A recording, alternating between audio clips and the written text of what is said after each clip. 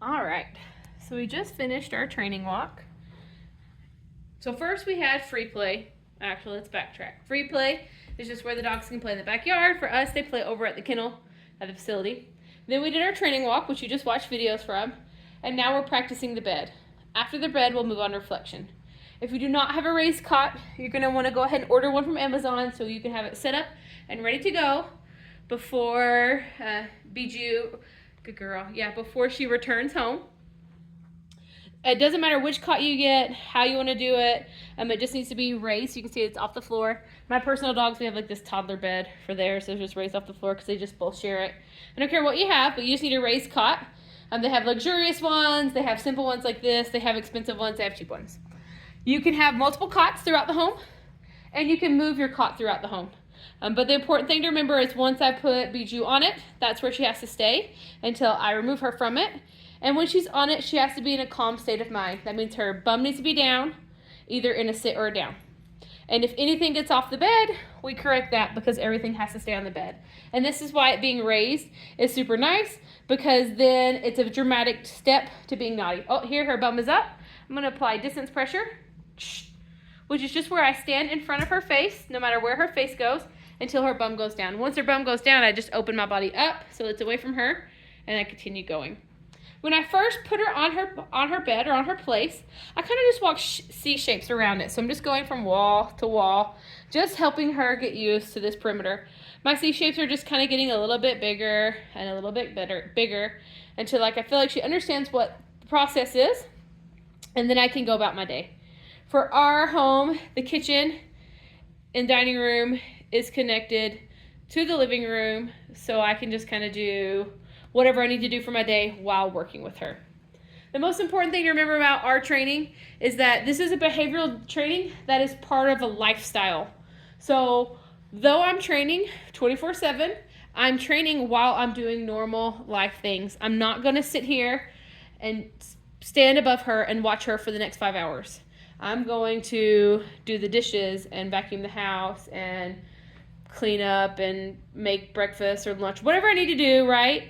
But I will be watching her. So right now she's off the bed. I'm going to come apply distance pressure till her bum goes down, and then I'll remove myself from it. So I want to make sure that as I'm doing things and moving around the home, that I'm watching her. I'm watching her so that way I can correct her instantly. But I don't need to be hovering over her. I need her to learn to make good choices on her own without me telling her what to do all the time. Again, I'm not telling her to sit. I'm not telling her to stay. I just place her on the bed and I'm helping her figure it out. Right now, she is wearing the leash, and if she does start to chew on it, I'll kind of move it away, or I'll put a metal leash on her so that she can't chew on it. The leash is on there so that when she starts to get bold enough to jump off the bed and run, I can quickly step on the leash and bring her right back to the bed. People often ask, because they see this, well, can I give the dog toys when they're on their bed? No. Playtime is when the fur kids are outside. Or in the evenings and things when they're, if they need a chew toy or something, they could have one in their suite or their kennel. But when they're on the bed, we just want them to learn how to chill. It's important for our fur kids to learn how to enjoy each moment, right? So we have free play, training walk, bed, and reflect. And we'll repeat those at least 2 times a day. For training, we'll repeat it more than that.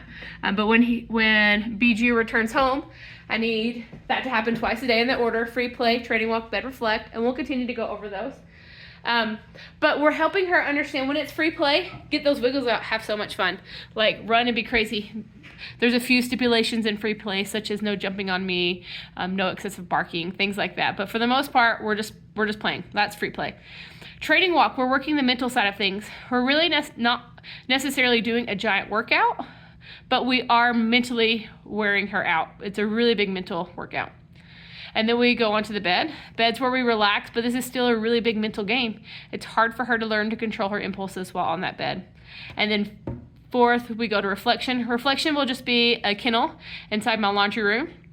Reflection could look like a kennel for you inside of a closed space. It could be a bathroom, a laundry room, some place where she's not going to be engaged or actively watching or looking out a window. It needs to be somewhere where she can digest everything that she's learned and just contemplate, which is really great. So free play, training walk, bed, reflect. Free play, training walk, bed, reflect. So why do we do the bed? The bed is so important. So on the leash, we're teaching impulse control through contact pressure of a leash. On the bed, we're teaching impulse control off leash through distance pressure, through controlling those impulses when I'm not directly beside you. So when she's in the home, she'll be on this cot or in her kennel. Those are the two only places she'll be, or on the leash walking to and from, like around the house. Those are my only options. So on the bed, in her reflection space, which is a kennel at our house, or on the leash with me. Those are the three areas. Otherwise, those are the only places she can be. Otherwise, she needs to be outside for free play or on the training walk or whatever. So on the bed. Her being on this bed, she'll eat on this bed. We'll love on her on this bed. But we need her to learn how to have a safe spot and how to control her impulses. So when people knock on the door, when friends come over, when the kids get home from school and life gets crazy, we want her to learn how to just stay calm. Go play during free play, but when we're in the home, it's different, right? My kids can run and play outside. When we're in the home, I don't necessarily love them running in the house and jumping on the furniture. But when we're outside, please run around, jump on the trampoline, right? Our fur children can learn the same things. She can learn how to be calm, cool, and collected in the home and make the home a peaceful environment and then go outside and be a wild woman. But the only way to teach it is through practice and consistency. So she's going to be on this bed and we're going to help her be calm, cool, and collected. Just like on the walk, we're going to start with little to no distractions. And then we're going to start to raise them. I'll have my dogs come over and they'll walk around the home while she's on her bed. I'll have my kids run and scream and throw balls. And one of them really loves to bang the pots and pans together. I don't know why, but that's his favorite thing when we do this. So he'll get to bang the pots and pans together. And we'll just up that excitement level. We'll have people come over. We'll knock on the door. We'll ring the doorbells. And so we're going to practice all of those things. So someday when it's Christmas and you're really having people ring that doorbell and bang pots and pans or whatever that is, she knows what to do. She's not going to be reactive or scared from those fireworks for 4th of July. Like, she'll just know, I'm on my bed. Everything's good here.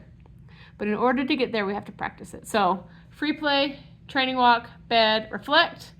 And then when we're on the walk, we have those tools.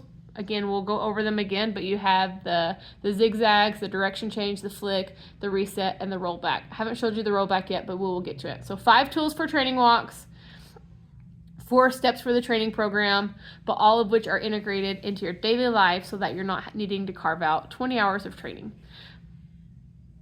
each day.